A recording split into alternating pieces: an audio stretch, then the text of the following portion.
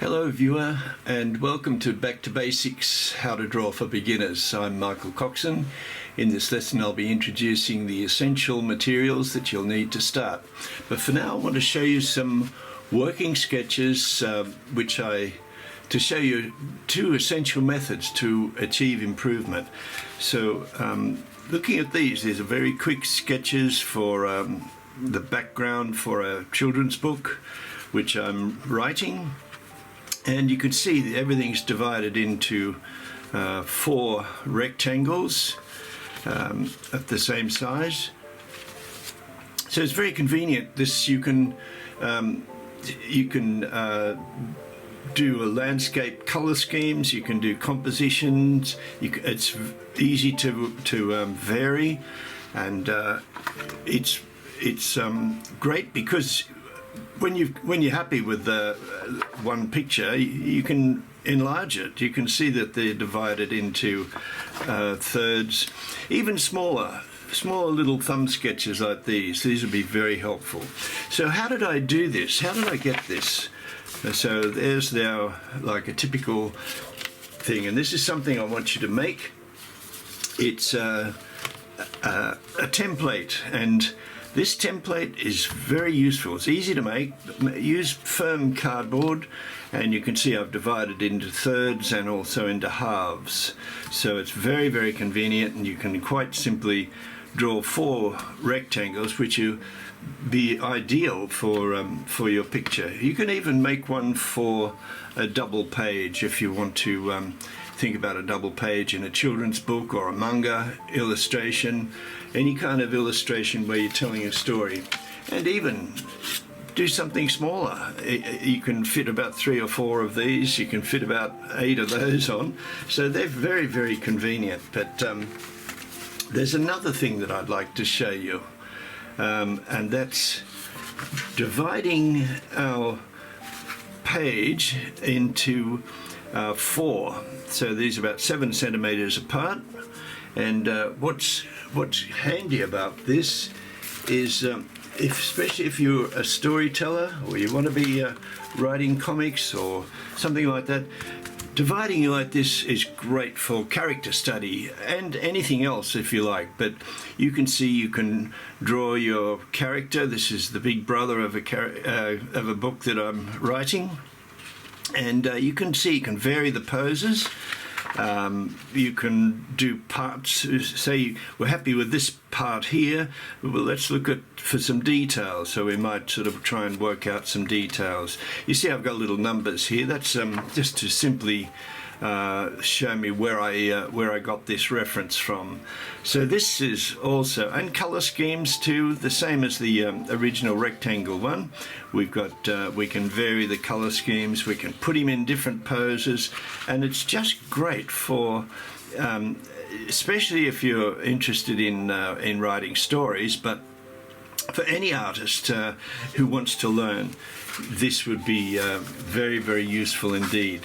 So now what I'd like to do is I'd like to go into some of the materials that I use, and the first I'd like to talk about is using the Japanese manga paper. You can probably buy this at Amazon.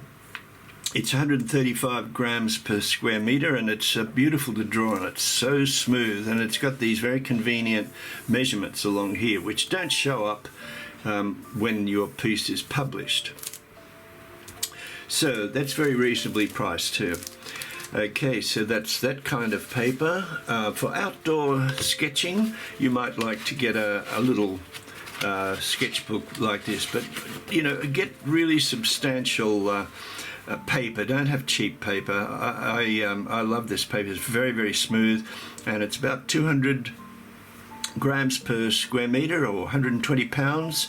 So it's great. And so that sort of sketchbook is really handy. For watercolor work, we can I can't fault Cotman's watercolor paper. It's not too expensive, and it's very, very smooth as well. So before we draw, I'd just like to talk about putting your hand on, resting on a piece of folded paper, and just to stop any smearing. So I'll show you pencils first of all. This is these are more mechanical pencils. So we've got here an HB 0.5, and that's a very nice. Holding the pencil down near the end here allows us to do some very nice light shading, and I recommend this as a way of practicing shading. Just increase the pressure if you wish. It's as you need, but it's very good and very sensitive. My absolute favorite pencil for beginning students is the 0.3 B lead, and it's a very fine lead, and the trick is that it's incredibly brittle. It breaks so easily, so you have to train your hand, your fingers, to be sensitive and not allow it to break. It's a bit like learning piano. You had to do scales and whatnot, and it was a struggle to change chords, etc. But after a while it was second nature, and it's the same with this. You'll break it at least 327 times before you're finished, but it takes a few weeks to practice.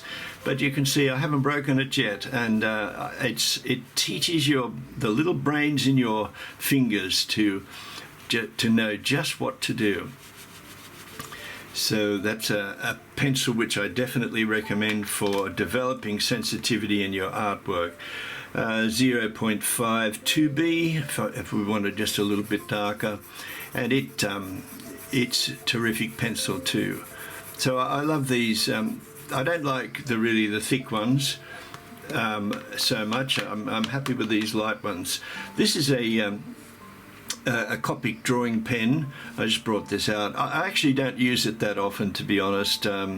It's got a nice line, but it can vary it a bit. But it's you can't get past a pen like a dip pen. Just 1 minute there, and so this dip pen, if you can look carefully, I'll just show you, it splits like so, and that allows you to do a very beautiful lines. You can do very fine lines, or you can increase the pressure and do a firmer line. So it takes a lot of practice, and you've got to get in the right sort of frame of mind to use them. But when I was a boy, I started getting into drawing all sorts of explosions and bombs blowing up and battleships, etc. And I used to do a lot of pen work, myself and my friend at school. We both love drawing. But anyway, let's get to the pencils which I prefer much more so.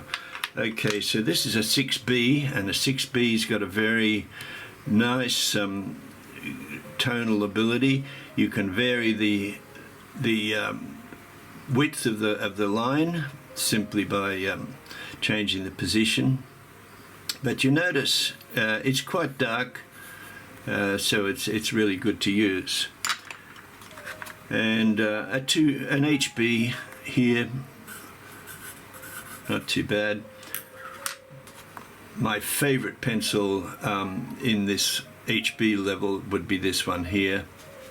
This is a beautiful pencil. It actually has an eraser on the end that works. It doesn't smudge, but you know, we can do beautiful lines with this.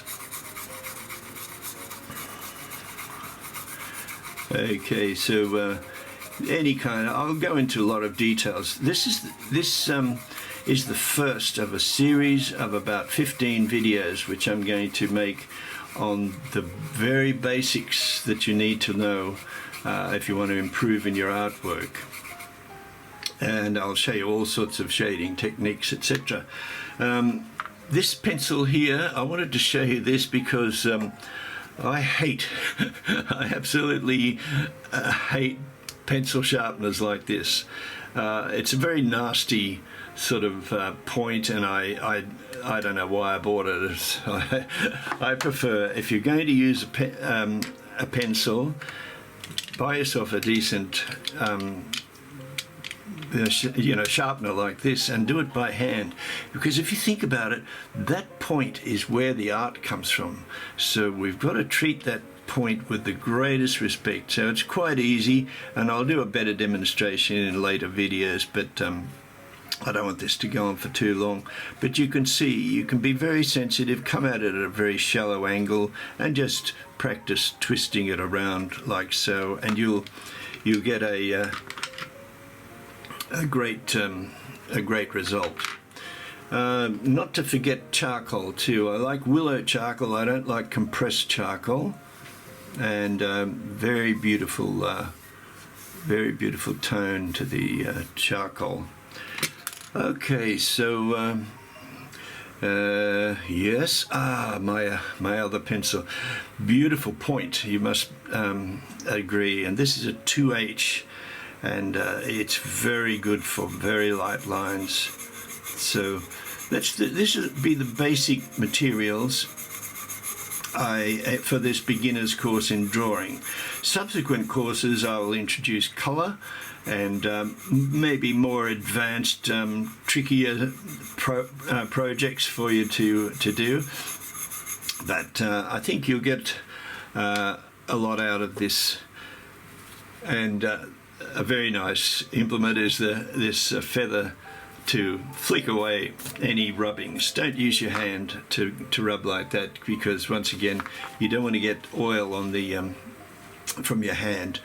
So thank you for watching. In this course I'll be covering all sorts of essential drawing techniques, etc., to help you get ahead in your drawing journey. So the beginner course will be, as I said, about 15 videos. So I'd like to invite you to join our class. So please like and subscribe, and let me know in the comments what you would especially like to improve in your art.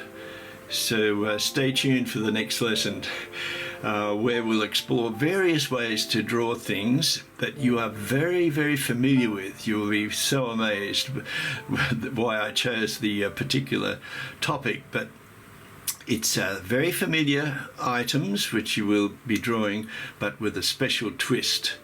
So I'll be producing that second video in the next day or two, so try and get your gear ready. If you can't get some of these items, get another kind of sketchbook, but try to get smooth paper if you can. So thank you very much, and bye for now, and sayonara. Okay, see you in the next video.